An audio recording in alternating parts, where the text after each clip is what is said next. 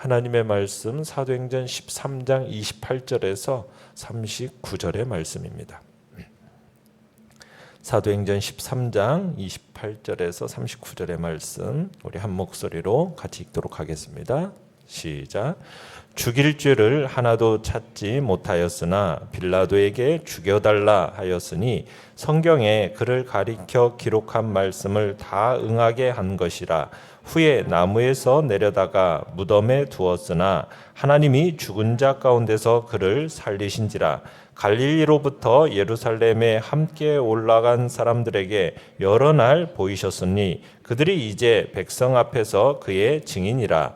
우리도 조상들에게 주신 약속을 너희에게 전파하노니 곧 하나님이 예수를 일으키사 우리 자녀들에게 이 약속을 이루게 하셨다 함이라. 시편 둘째 편에 기록한 바와 같이 너는 내 아들이라. 오늘 너를 낳았다 하셨고 또 하나님께서 죽은 자 가운데서 그를 일으키사 다시 썩음을 당하지 않게 하실 것을 가르쳐 이르시되 내가 다윗의 거룩하고 미쁜 은사를 너희에게 주리라 하셨으며 또 다른 시편에 일렀으되 주의 거룩한 자로 썩음을 당하지 않게 하시리라 하셨느니라. 다윗은 당시에 하나님의 뜻을 따라 섬기다가 잠들어 그 조상들과 함께 묻혀 썩음을 당하였으되 하나님께서 살리신 이는 썩음을 당하지 아니하였나니 그러므로 형제들아 너희가 알 것은 이 사람을 힘입어 죄사함을 너희에게 전하는 이것이며 또 모세의 율법으로 너희가 의롭다 하심을 얻지 못하던 모든 일에도 이 사람을 힘입어 믿는 자마다 의롭다 하심을 얻는 이것이라. 아멘. 오늘 말씀의 제목은 치밀하게 그리고 변함없이라는 제목으로 말씀을 나눕니다. 지금 우리는 바울과 바나바가 두 번째 선교지인 비시디아 안디옥이라는 곳에 방문해서 그 유대인 회당에 들어가게 되고 그곳에서 바울이 설교를 통해서 복음을 증거하고 있는 장면을 보고 있습니다. 바울이 이 유대인의 회당에서 전한 설교의 핵심은 예수가 메시아라는 것입니다. 그리고 유대인들이 죽인 예수를 하나님이 다시 살리셨다라는 거고요. 그리고 예수를 믿음으로 말미암아 의롭게 된다. 이것을 이제 선포하고 있는 거지요.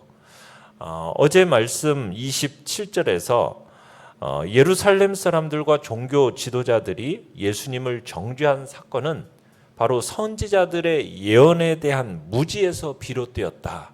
그것과 무지에서 비롯되었었고 그럼에도 불구하고 이것이 바로 선지자들의 예언을 성취하고 말았다라는 것을 얘기를 했어요. 그러면서 이제 오늘 바울은 예수님의 그 십자가 처형에 대해서 좀 더 구체적으로 말을 하고 있습니다. 28절에서 이 예루살렘과 종교 지도자들이 예수님에게서 죽일 죄를 하나도 찾지 못하였다라는 거예요. 그럼에도 불구하고 빌라도에게 죽여달라고 요청했다라는 거죠.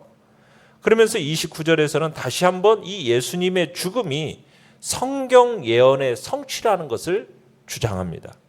그러니까 예수님에 관한 성경의 모든 예언을 성취한 후에 그를 나무에서 내려 무덤에 두었다 이렇게 증거하고 있는 거죠.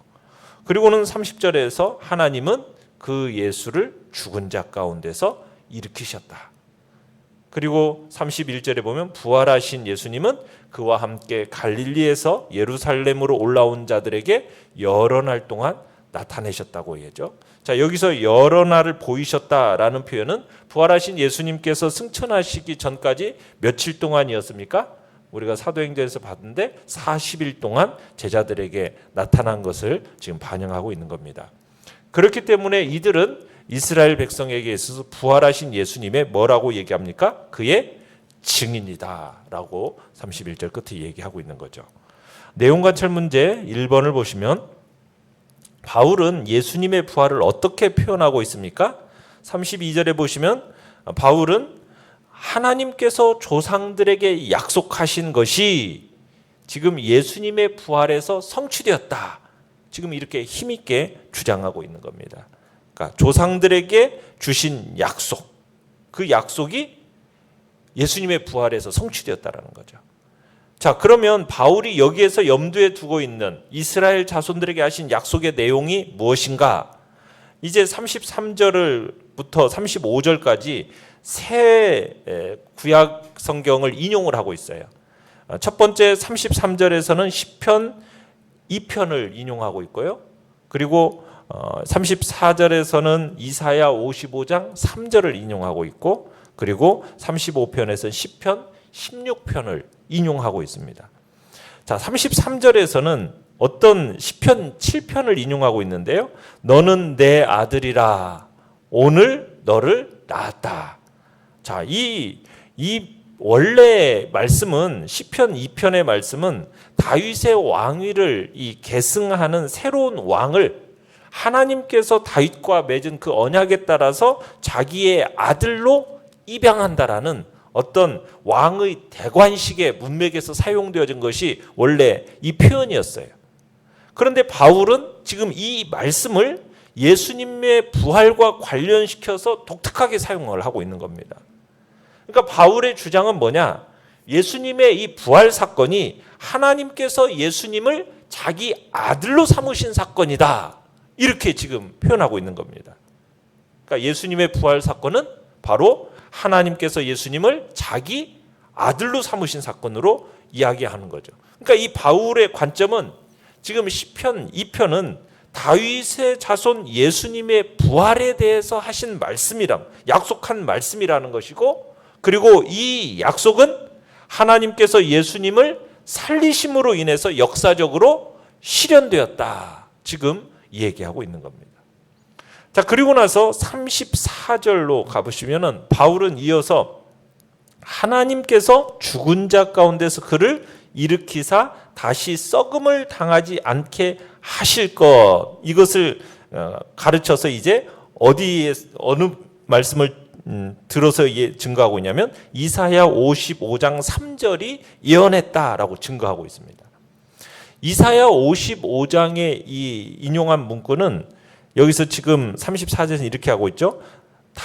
내가 다윗의 거룩하고 미쁜 은사라는 표현을 쓰고 있습니다. 그러니까 이사야 55장의 이 문맥에서는 하나님께서 그를 신뢰하여 순종하는 자들에게 약속한 이 영원한 언약, 이 언약은 다윗에게 베푼 불변하는 신실한 사랑이에요. 그러니까 구약 전체적인 이 맥락 속에서 볼 때 하나님께서 다윗과 맺은 이 언약의 핵심은 뭐냐면 다윗 왕조의 영원성입니다. 다윗 왕조는 영원할 거라는 거예요. 그래서 이 사실에 근거해서 다윗 왕조가 영원히 보존되기 위해서는 다윗의 그 보좌에 앉아 왕노릇할 후손이 어떻게 돼야 돼요? 영원히 보존되어야 그 다윗의 왕조가 영원히 보존되는 거 아니겠습니까? 자, 그러면 다윗의 보좌에 앉을 이 후손이 영원해야 되는데, 그러면 이 다윗의 후손, 우리가 지난 23절에서 봤었는데 하나님이 약속하신 대로 이 사람의 후손, 다윗의 후손, 그러니까 다윗의 씨에 대한 얘기입니다. 이 후손이 누구라고 얘기를 했어요? 23절에서는 그렇죠, 예수다. 다윗의 후손으로 구주 예수님을 세웠다. 이게 지금 바울의 주장이에요. 그러니까 예수님을 다윗의 왕위를 이을 마지막 후손, 마지막 씨로 본 겁니다. 그러니까 만약 마지막 씨인 이 예수, 다윗의 후손인 이 예수, 다윗의 왕위를 이을 유일한 후손인 예수님을 죽은 자 가운데서 부활시키지 않았다면 다윗과 맺은 이 영원한 언약이라는 것은 하나님 자신에 의해서 파기되는 거나 마찬가지 아니냐? 그러면 다윗에게 약속하는 이 불변하는 언약적인 은혜가 무용지물이 되는 거 아니냐? 그래서 다윗에게 허락한 확실한 은혜, 하나님께서 다윗의 마지막 후손인 자손인 예수님을 죽은 자 가운데서 살리심으로써만 이 보존이, 이 언약의 보존이 가능하다라는 얘기를 하는 겁니다. 결국 다윗에게 허락한 이 영원한 언약은 예수님의 이 부활을 우회적으로 예언한 것이다. 지금 이렇게 바울이 이 이사야 55장의 말씀을 근거로 해서 다윗 예수님의 부활을 지금 선언하고 있는 것입니다. 자, 그러면서 바울의 관심이 이제 시편 16편 10절에서 인용한 썩음을 당하지 아니할 주님의 거룩한 자의 정체를 35절, 36절에서 이제 밝히고 있는 겁니다. 자, 먼저는 누가 그 거룩한 자가 아닌지를 밝히고 있어요. 자, 다윗은 하나님의 뜻을 따라 섬기다가 잠들어 썩음을 당했기 때문에 다윗은 그 거룩한 자가 아니라는 거예요. 만약 다윗이 시편 16편 10절이 말하고 있는 이 썩음을 당하지 아니할 거룩한 자였다면 다윗은 결코 죽어서 썩음을 보지 않았을 거라는 거죠. 썩음을 당하지 않았을 거라는 거예요. 그리고 그가 무덤에 있어서도 안 된다는 거예요. 그런데 다윗은 지금 어떻게 됐어요? 죽어서 썩음을 당했고 조상들과 함께 무덤에 잠들어 있기 때문에 결코 지금 시편 16편 10절에서 이야기하고 있는 이 썩음을 당하지 아니할 주님의 거룩한 자가 다윗에게 적용될 수 없다. 지금 이렇게 얘기하고 있는 겁니다. 그러면 썩음을 당하지 아니하리라는 약속을 받은 이 주님의 거룩한 자는 누구냐? 37절에서 바울이 이 사람의 정체를 밝히고 있어요. 이 사람은 누구입니까? 하나님께서 죽은 자 가운데서 살려서 썩음을 당하지 않게 한 예수라는 거죠. 그러니까 34절부터 37절까지요. 썩음을 당한다라는 표현을 4번 사용을 하고 있는데 그 중에 한 번은 다윗에게 적용시키고요. 나머지 3번 썩음을 당하지 않는다라는 표현은 바로 그 반대의 의미로 예수님, 부활하신 예수님에게 사용을 하고 있습니다. 그렇다면 이 바울의 설교의 핵심은 무엇입니까? 예수님의 부활이 하나님의 약속의 성취라는 사실에 있는 것이 분명하다. 지금 그 얘기를 하고 있는 거죠. 그래서 지금 바울이 지금 얘기하고 있는 설교의 핵심은 뭐냐면 23절에서는 구주 예수님이 오심을 하나님의 약속의 성취로 보았고요. 그 다음에 27절로 28절에서는 예루살렘 사람들과 종교 지도자들에 의해서 예수님이 십자가에 죽임을 당하셨는데 그 예수님의 십자가의 죽음을 성경, 선지자들의 예언의 성취, 성경의 성취로 보고 있고요. 그리고 마지막으로 32절에서 36절에서는 예수님의 이 부활을 하나님의 약속의 성취로 제시하고 있는 겁니다. 그러니까 예수 그리스도의 오심과 예수 그리스도의 죽음과 예수 그리스도의 부활은 바로 하나님께서 조상들에게 말씀하시고 다윗의 언약에서 구체화된 그 거룩한 약속의 실현이다. 지금 이 이야기를 바울이 지금 설교하고 있는 거예요. 이 점을 지금 바울은 비시디아 안디옥에 있는 회당 예배에 참여하고 있는 유대인들 그리고 하나님을 경외하는 자들에게 분명하게 선포하고 있는 겁니다. 이 땅에 오신 예수 그리스도께서 십자가에서 죽으심, 그분의 부활 다 무엇이라는 겁니까? 하나님의 약속의 성취로서 지금 바울이 선언하고 있는 거죠. 그리고는 마지막으로 38절에서 41절에 바울이 설교의 결론을 맺고 있어요. 이 결론에서 바울이 힘써 강조하는 것은 뭐냐? 이 부활하신 예수 그리스도를 통해서 죄 용서함이 있는 것이요 의롭게 함을 받는다. 지금 이걸 선포하고 있는 겁니다. 38절을 가서 보시면은 그러므로 형제들아 너희가 알 것은 이 사람을 힘입어 하면서 이 사람이라는 이 사람이 누구입니까? 예수 그리스도죠. 이 사람은 37절에서 언급된 하나님께서 일으키셨기 때문에 썩음을 당하지 아니한 예수님, 이 예수님을 가리키는 겁니다. 그 부활하신 예수님을 통해서 38절에 뭐가 있다라는 거예요? 죄사함이 있다. 죄사함. 죄의 용서가 지금 청중들에게 선포되고 있는 겁니다. 그리고는 39절에서는 뭘 얘기하고 있어요? 이 죄의 용서를 의롭다 하심, 칭의라는 그 관점에서 상세하게 설명하고 있는 겁니다. 자, 내용 관찰 문제 2번을 보시면요. 사람을 의롭게 함에 있어 율법과 예수님의 차이는 무엇입니까?